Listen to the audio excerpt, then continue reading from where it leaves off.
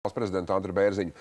Bērziņa kungs jau, varētu teikt, manā vietā pieteica, ka mēs runāsim par ekonomiku tagad pēc reklāmas, bet sāksim ar mūsu sagatavoto sižetu, kur arī mūsu versijas par to, un tad jau mēs arī varēsim šeit studijā diskutēt par to, kāds varētu būt gads ekonomikā.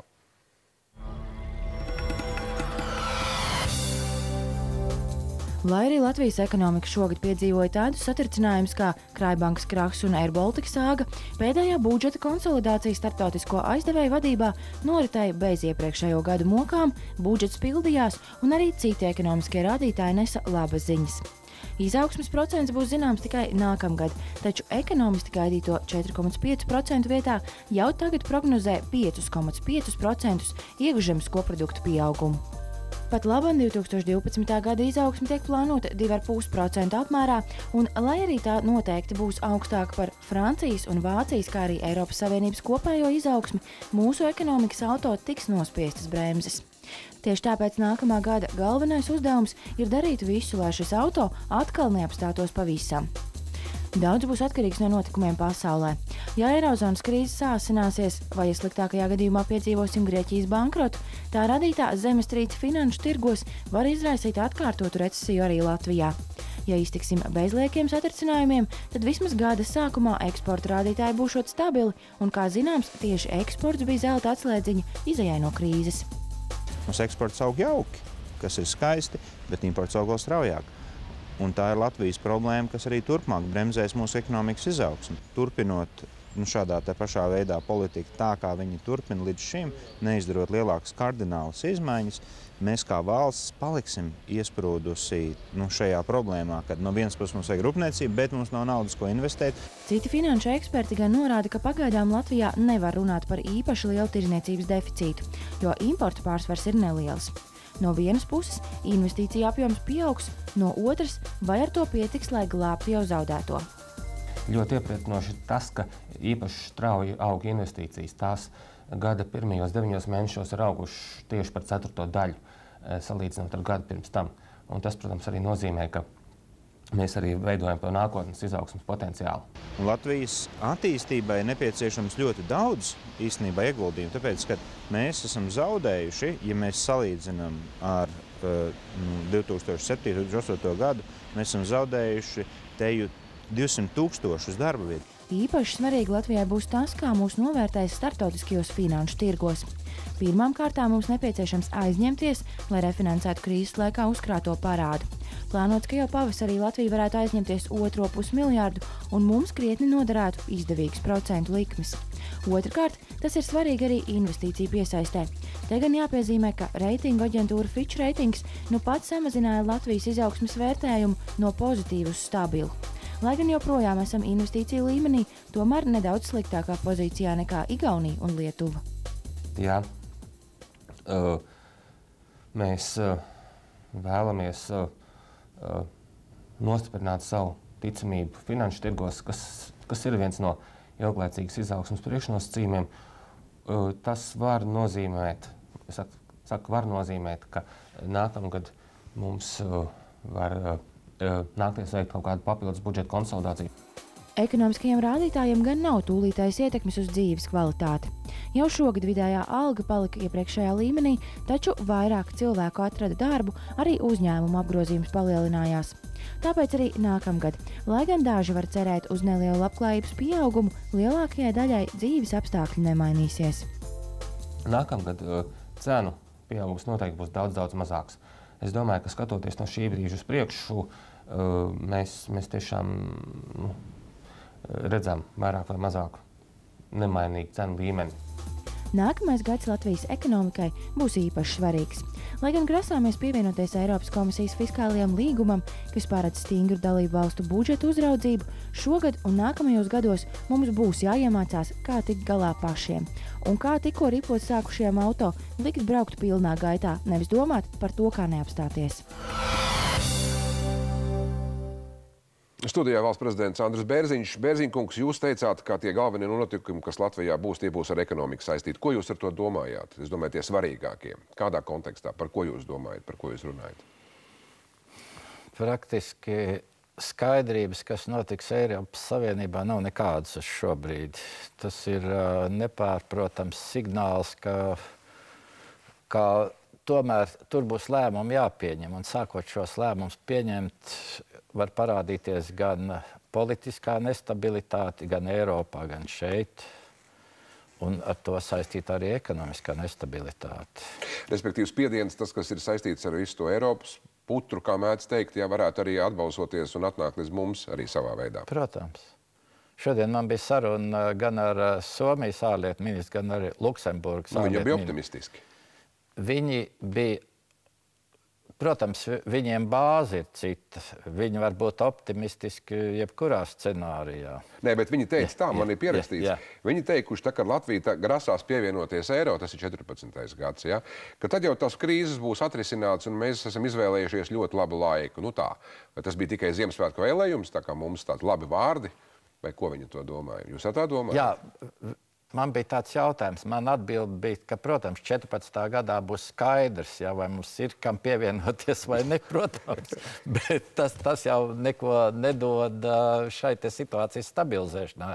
Jo, es neesmu redzējis, šodien es saprotu, ka ir parādās atklātībā šis te Lisabonas līguma izmaiņu teksts, un tad mēs varēsim spriest, redzot to jau, kas viņā ir iekšā, lai gan es uzskatu, ka viņš būtiski Latvijas situāciju nevajadzētu izmainīt, jo, ja mēs esam labāk par Maastrichtas kritērijiem, tad tur nevajadzētu būt problēmām no tā, teiksim, no šī te izmaiņu apstiprināšanas gan mūsu parlamentā, gan arī no tālākās rīcības. Jā, bet uz kā rēķina mēs tos Maastrichtas kritērijus ievērojam. Protams, tā ir laba lieta, vajadzīga, bet šādā drakoniskā veidā mēs esam nonākuši pie demografiskās krīzes, pie tā, ka cilvēki no Latvijas turpina braukt prom.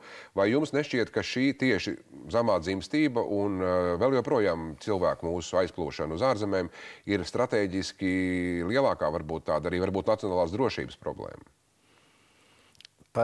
Un tas ir ar ekonomiku saistīts. Ne jau viņi aiz labas dzīves brauc prom. Par dzimstību, tur, protams, tas pētījums ir vajadzīgs dziļāks. Par šo te aizbraukšanu gluži dabīgi. Tas ir saistīts ar mūsu ekonomisko situāciju, bet arī ar realitāti tajā mūsu apkārtējā pasaulē un arī ar to realitāti sakot, ka mēs Latvijā ieguldām un ieguldīsim lielas investīcijas. Pie kā tas novedīs? Pie darba vietu reāli samazinājumu. Tas ir jāapzinās. Tāpēc es cenšos visur teikt, ka vajadzīga ir paša iniciatīva. Šī te būtībā atbilde priekš Latvijas, ir sevišķi priekš reģioniem, ir tomēr pašvaldība, sadarbība ar saviem iedzīvotājiem, sadarbība ar iespējamiem, ne sevišķi daudziem investoriem, kas grib Latvijā kaut ko attīstīt, reāli sadarbību, nevis solījumu un pēc tam aptaujās un visāda veida darbībās pasakot nē. Bet ziniet, man jau psiholoģiski visvairāk mani satrauc kā cilvēku, kā Latvijas pilsoni, arī kā patrioti, tas, ka tie cilvēki, kas no Latvijas aizbrauc, un es viņus saprotu, viņiem ir jāmeklē, izdzīvošanas iespējas, bet viņi aizbrauc ar tādu kā naidu pret šo valsti. Un tas jau ir slikti, tāpēc, ka viņi atpakaļ neatgriezīsies, ja tās vietas arī, ne jau visi, protams, ne, bet ja tās darba vietas šeit arī būs. Kā var būt tā, ka cilvēks dzīvo parkā Londonā un saka, man te labāk dzīvot nekā Latvijā. Un tā ir varbūt ekonomikas problēma, mūsu politikas problēma, tās ir mūsu nācijas izdzīvošanas problēma. Protams, viens liels spiediena avots ir šī te privāta persona milzīgais parāds. Tas parāds ir vairāk kā 5 miljārdi, un viņš ir jāatmaksā. Tas, protams, var tur uzskatīt, ka valsts un, teiksim, visu kopējā sistēma nesniedz pietiekami saprotam informāciju, kā mūsu tā dzīve varētu attīstīties. Ka tās cerības katram atsevišķi bija vai gaidas par to labāku dzīvi, viņas bija par augstām. Tur mēs visi kļūdījāmies. Un tā ir viena no tām lielajām problēmām. Mēs esam ieguldījuši tā kā visur pasaulē, bet tās algas jau kaut vai pie mūsu tāda normāla attīstības scenārija, mēs esam ļoti tālu. Arī šis te iekšējā devalvācija pie kā noved, ka daudzi šīs iekšējās devalvācijas rezultātā nevar savas kredītas saistības sekt, kas ir milzīga problēma un kas rada arī šo naidu pret valsti, pret sistēmu, pret politiķiem. Ja? Tas viss ir ļoti komplekss. Tas ir apburtais loks brīžiem. Viņi nav tur īstermiņa risinājumi. Un visi tie risinājumi, kas, teiksim, tur var pārmest, ka mēs esam it kā atvēruši iespēju par zinām naudu te nopirkt kaut kādu, vai dzīvokli, vai māju, vai zemes gabalu. Bet mums jāmeklē tie risinājumi, lai šos te 5 miljardus kaut kādā veidā nodeldētu. Tādā cilvēcīgā veidā. Bet jūs pirmais prezidents ar ekonomisko specializāciju. Jūs uz šīm lietām šobrīd runājat kā profesionāli šajā nozarē. Sakiet, bet jums ir kaut kāda skaidrība, kāpēc pie mums tā ietaka pa celmiem? Kāpēc tajā Lietuvā un Igaunijā, kur tā ekonomiskā problēma ir līdzīga? Viņi jau nedzīvo kaut kur kosmosā un atraut. Igaunijā nākamgad palielina minimālo darba algu. Redz, viņi pat to var atļauties. Mums pat neiet ar pasažieru vilcienu kaut kādu konkursu rīkošanu. Tā ir cilvēku kvalitātes problēma. Jūs arī teicāt pirms kad valdību sastādījāt, ka par dažiem ministriem jums ir šaubas. Tas joprojām turpinās, tā ir cilvēka vai neizdarība vai nemākulība?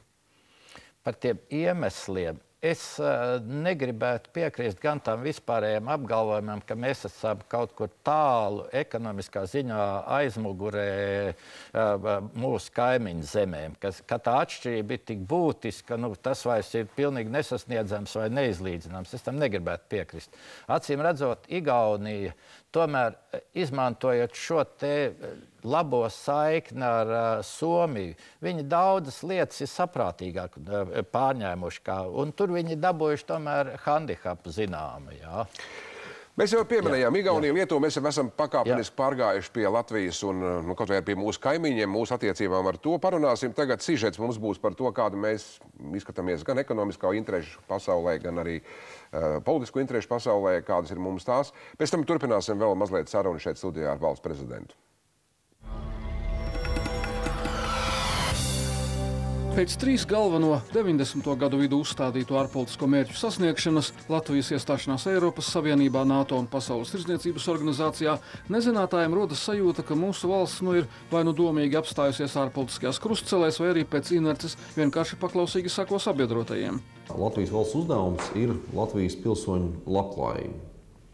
Un līdz ar to principā Latvijai un viņas pārstāvniecībām būtu jādarbojas kā šo te Latvijas pirmkārt ekonomisko interešu virzītājām, aizstāvētājām, jebkurā vietā, kur viņas atrodas.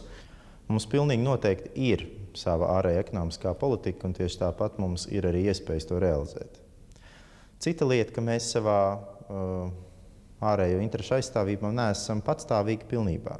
Tas uzdevums ir tieši tā, protams, iekļauties kopējā ierindā, bet šīs iekļaušanās ietvaros šiverēt un aizstāvēt savas ekonomiskās intereses. Tā kā tas netiek darīts pietiekami. Valdības ārpolitikai nereti pārmet nesakoptību, gan ministriju līmenī, gan mazākā mērā vērtību pakārtotībā no principiem līdz pragmatismam. Latvijas ārlietu ministrija patiešām var aizstāvēt mūsu ārpolitiskās intereses, un to dara pietiekami profesionāli. Bez šaubām mums ir arī iekšējā doma apmaiņa šeit, starp dažādām ministrijām, starp ministriem. No ārpuses izskatās, ka citas līdzīgās valstis akcentē savas specifiskās intereses, kamēr Latvijā ar ārpolitikas pamatvirzienu noteikšanu nekad nav gājis gludi. Piemēram, viegli nav bijis noteikt skaidru stratēģiju attiecībās ar Krieviju. Mēs esam visai skaidri aizstāvējuši savas intereses attiecībās ar Krieviju, panākot un aicinot Krieviju pildīt visas tās vienošanās, kā piemēram dubultnodokļu konvencijas ratifikācija. Un šis process Krievijas pusē virzās uz priekšu. Skandināvijā aktīvāk ir igauņi. Lietuva ir aktīvāka sadarbībā ar Poliju. Tas ir loģiski, jo viņi ir blakus. Savukārt Latvijas eksports un Latvijas tirdzniecības saites ir dažādākas, vairāk diversificētas. Un tas ir labi, jo tādā ziņā Latvija ir mazāk atkarīga no kaut kādiem, pieņemsim, recesijas draudiem vienā vai otrā tirgu. Mums ir atšķirīgi viedokļi sašķirinātās gāzes termināļa izvietošanas jautājumā. Tas nenozīmē, ka tagad Baltijas valsts vienotība ir pajukusi. nav vienmēr mums jārīkojas atsevišķi. Teiksim, tad, kad mēs sākam darboties kaut kādos tālos tirgos, piemēram, turismu jomā, ir visi iemesli sadarboties ar kaimiņiem. Bieži uzsvērta ārpolitikas ekonomiskā plakne, investīciju piesaistīšana, tirgu paplašināšana, eksporta veicināšana. Šis akcents ir saprotams, jo ārpolitika ir iekšpolitikas turpinājums.